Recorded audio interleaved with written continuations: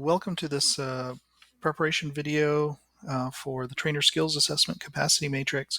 We're exploring different key areas that are in the TCA Capacity Matrix, and this particular one is focused on security and privacy. And the reason why is that there are a variety of items that you're going to encounter on the 90-minute assessment for the Trainer Skills Assessment. It's one of those areas that you'll want to do a little bit of digging on and become a little bit more familiar with is understanding how Google secures your information. And there are several ways that it accomplishes that, and we just want to quickly touch on those so that you'll be aware of those. One of them is automated scanning. So automated scanning of all content that is stored, like emails and things like that. You can also it also scans for viruses and spam. And one of the challenges that email users encounter is spam.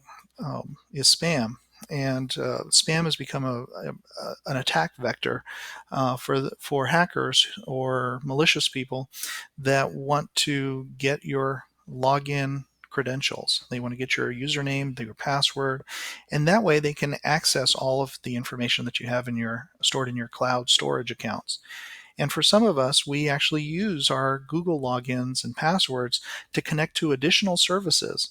And so that means that your Google account really is sort of a gateway into all of these different resources and services that are available. So it's important to sort of control that and keep track of all of that. So when we look at how Google goes about securing your information, you could do a quick scan of their website and get a little bit more information. Some of the other things to think about is whitelisting of email, and being also aware of the different kinds of concerns that people have in regards to privacy. One of the challenges for Google for education is that sometimes people think, oh wow, Google's reading every single email that's there. How are they in compliance with with FERPA? And what about the Children's Internet Protection Act or the Children's Online Privacy Protection Act? And so all of these are just different laws that sort of play in. And it's going to be important for you to know the difference between SIPA and COPA and FERPA. So when we talk about SIPA, we're usually talking about a school district installing like a content filter, perhaps a firewall of some sort that is looking at the content that may be inappropriate and keeping it away from students. Now, it doesn't mean that it's going to be 100% successful. I think all of us have experienced a filter fail where inappropriate content still manages to come up. And it becomes difficult to block everything that's bad and that might be considered inappropriate. Let's not say bad, but inappropriate for a school setting. And so it's just it's all going to depend on the age of your students and whether it's academically appropriate, and then whether you have a content filter in place to sort of help mitigate the stuff that parents and adult educators would not want students to access. That would be a distraction to teaching and learning. So all of that is really sort of under the Children's Internet Protection Act, SIPA. And another that you can distinguish between that and other things like COPA and FERPA. When you think about COPA, you might think about students that are under age 13, so 12 and under. And I've been in districts where every student from K-12 has a Google Suite for Education or Google for Education account.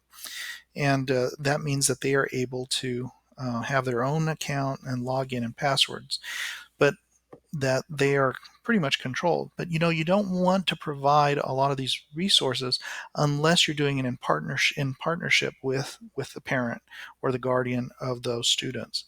So it's important that you do have those conversations, have that dialogue.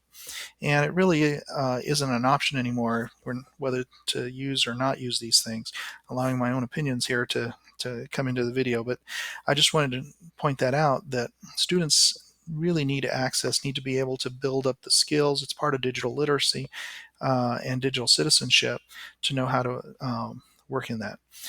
Now, we've talked about SIPA and COPA. SIPA being talking about content filters, COPA being about signed permission, parent permission slips, or some way that parents can indicate that they are okay with students under 13 using these online services like Google for Education. FERPA talks about students under 18 where their education records are protected. And this is really to protect the privacy of the information that's there.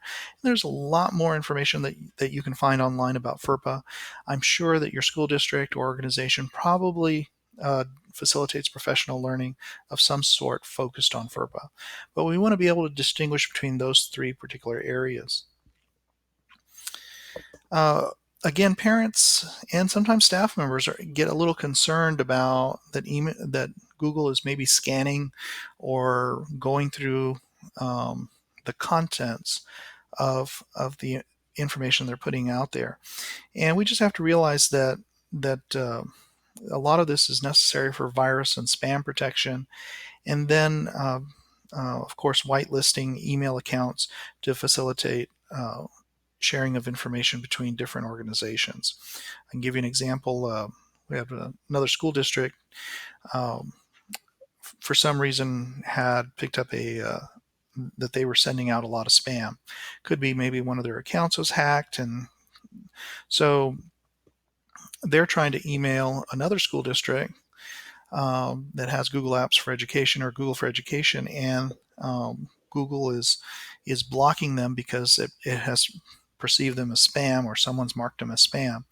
So in the Google admin console, you can actually go in and allow those senders, the people from that domain in the other school district. When I say domain, I'm really talking about abcschooldistrict.net.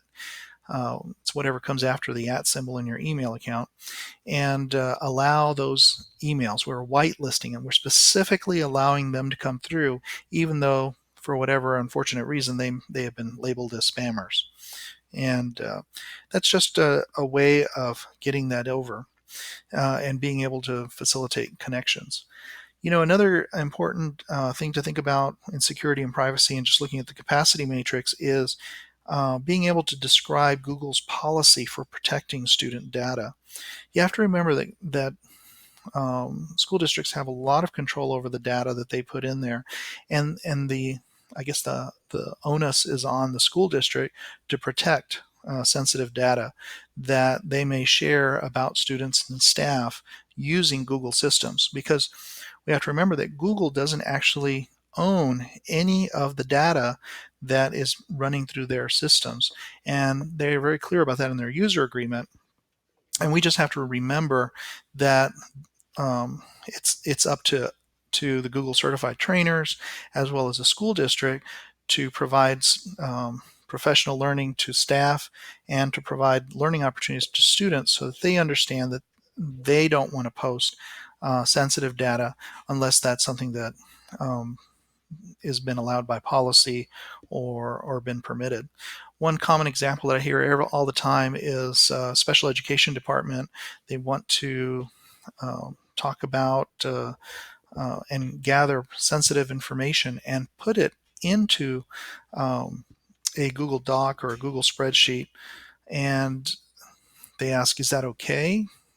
Well, the answer is really it depends. On one end of the spectrum, you're going to want to encrypt all of the sensitive data that you would put about students and staff in the cloud, because unfortunately, it's possible that it's going to be compromised through a phishing scam or something like that. We've seen that happen a lot. Another possibility on the, or let me say on the other end of the spectrum, it could be that a particular you could put sensitive data up there and rely on the higher standard that Google has for Google Suites for Education to protect that information. But you have to realize again that if a user's account is compromised, then since any sensitive data that they might have shared in their Google Drive or collected would be open and available. So you have to decide what's the best way to approach this sensitive data. But remember that Google's view is that they don't assume ownership for any of that. Now, one of the ways that you can heighten security is to actually go into the security admin console, and there are a variety of different authentication options that you can take advantage of. So one of my favorite, of course, is two-step verification, and we'll actually talk about that a little bit later in this video series. But two-step verification can make it so that it's not just the username and password. If those are compromised, a hacker would actually need the user's phone device. And I really do think that two-step verification can really make things a lot safer in terms of placing data. And if you think that your organization is going to be placing sensitive information online in the cloud storage, they really should be turning on two-step verification for their users and providing that level of professional learning, because the attacks are getting a lot more sophisticated.